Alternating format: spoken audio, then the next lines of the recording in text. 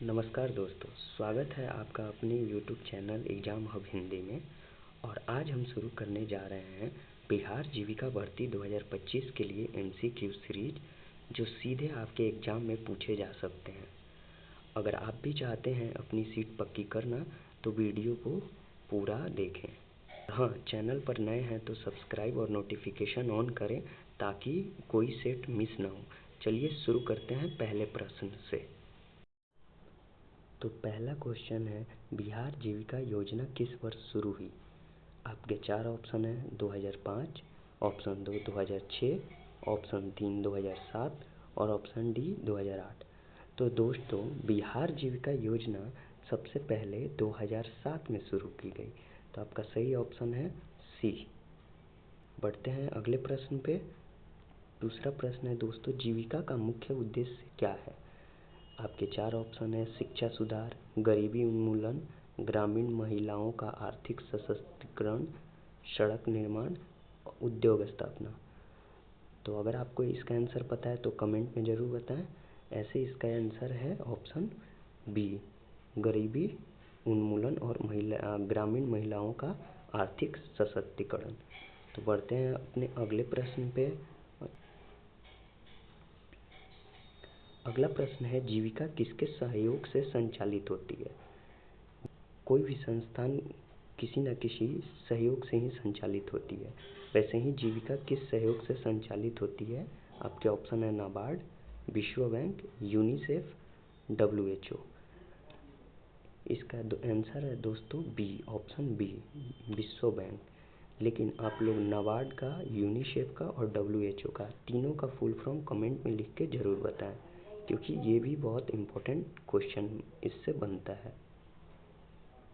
अगला क्वेश्चन है दोस्तों, जीविका किस विभाग के अंतर्गत आती है? तो आपके ऑप्शन है शिक्षा विभाग, स्वास्थ्य विभाग, कृषि विभाग और ग्रामीण विकास विभाग। तो जीविका दोस्तों ग्रामीण विकास विभाग के अंतर्गत आती है। ऑप्शन डी इसका सही आंसर है। तो अगला सवाल है दोस्तों, जीविका के तहत महिलाओं के समूह को क्या कहा जाता है? किसान समूह, स्वयं सहायता समूह, पंचायत समिति, महिला समिति। तो जीविका के तहत महिलाओं के समूह को स्वयं सहायता समूह यानी SHG, ऑप्शन बी, SHG। तो दोस्तों SHG का फुल फॉर्म होता है self help group, self help group. Option B is the right answer. अगला सवाल है दोस्तों, जीविका समूह में न्यूनतम कितनी महिलाएं होती हैं? तो दोस्तों जीविका समूह में न्यूनतम 10 महिलाओं होती है। इसका मतलब है आपका option C is the right answer. Question है दोस्तों, जीविका का लक्ष्य कितने गरीब परिवारों को जोड़ना है? तो जीविका परिवारों को उन्मूलन के लिए चलाई जाती है। इसका लक्ष्य 70 लाख, इसका लक्ष्य 70 लाख गरीब परिवारों को जोड़ना है, यानी option C is the right answer. आठवां प्रश्न है दोस्तों, वॉइस ऑफ रूरल वुमेन का मतलब क्या होता है? वॉइस ऑफ रूरल वुमेन यानी महिला सशक्तिकरण से संबंध रखता है। इसका मतलब महिला सशक्तिकरण होता है, यानी option B is the right answer. बढ़ते हैं अपने अगले सवाल पे। तो हमारा अगला सवाल है, जीविका में महिलाओं को ऋण किसके माध्यम से दिया जाता है? Option A bank linking, NGO, panchayat या सरकारी कार्यालय। तो ऋण बैंक लिंकिंग के माध्यम से दिया जाता है, यानी कि option A is the right answer. बढ़ते हैं अगले सवाल की तरफ। अगला सवाल हमारा है, जीविका का मुख्य फोकस किस पर है? तो जीविका का मुख्य फोकस रोजगार और आय बढ़ाने पर है, ग्रामीण रोजगार और आय बढ़ाने पे जीविका का मुख्य फोकस है। तो option B is the right answer. बढ़ते हैं अगले सवाल पे। अगला हमारा 11वां सवाल है, जीविका योजना किस मॉडल पे आधारित है? तो दोस्तों जीविका योजना माइक्रो फाइनेंस मॉडल पे आधारित है।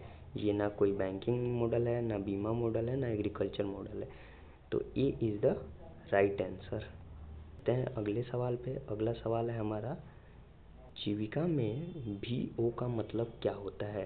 तो जीविका जो कि ग्रामीण विकास के लिए बनाई गई है। इसका मतलब विलेज ऑर्गेनाइजेशन यानी कि गांव का समूह। जीविका में वीओ का मतलब विलेज ऑर्गेनाइजेशन होता है। Option A is the right answer. बढ़ते हैं अपने अगले सवाल की तरफ। अगला सवाल है जीविका में सीएलएफ का मतलब क्या है। सीएलएफ का फुल फॉर्म क्या है। तो जीविका में सीएलएफ का फुल फॉर्म है क्लस्टर लेवल फेडरेशन, यानी option A is the right answer. बढ़ते हैं अगले सवाल की तरफ। महिला समूह को अधिकतम कितना बैंक ऋण मिल सकता है। तो महिला समूह को अधिकतम 5 लाख का ऋण बैंक द्वारा दिया जाता है, यानी option C is the right answer. One of the most important question है दोस्तों कि जीविका का स्लोगन क्या है। जीविका का स्लोगन गरीबी से मुक्ति खुशहाल जीवन, यानी option C is the right answer. आप चारों ऑप्शन देखेंगे, चारों ऑप्शन कहीं मिलता जुलता है, लेकिन आपको कंफ्यूज नहीं होना है। जीविका का स्लोगन गरीबी से मुक्ति और खुशहाल जीवन ही है। बढ़ते हैं अपने 16वें क्वेश्चन की तरफ दोस्तों। अगला क्वेश्चन है हमारा जीविका किस प्रकार के विकास पर आधारित है। तो जीविका सामुदायिक विकास पर आधारित है। यह कोई व्यक्तिगत विकास नहीं करता है, यह कोई आर्थिक नहीं, सामाजिक नहीं, ये सामुदायिक विकास मतलब ऑर्गेनाइजेशन की तरह विलेज ऑर्गेनाइजेशन के विकास पे आधारित है। बढ़ते हैं अगले क्वेश्चन की तरफ। अगला क्वेश्चन है हमारा दोस्तों गरीब परिवारों को पहचानने का आधार क्या है। तो गरीब परिवारों को पहचानने का आधार बीपीएल सूची है। आप कमेंट बॉक्स में बीपीएल का फुल फॉर्म जरूर लिखें, यानी option B is the right answer. बढ़ते हैं अगले क्वेश्चन की तरफ। अगला क्वेश्चन हमारा है महिलाओं के प्रशिक्षण के लिए क्या केंद्र बनाए जाते हैं।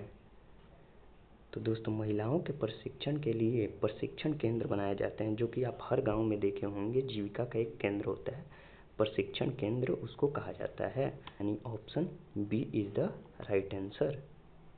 अगले क्वेश्चन पे बढ़ते हैं दोस्तों।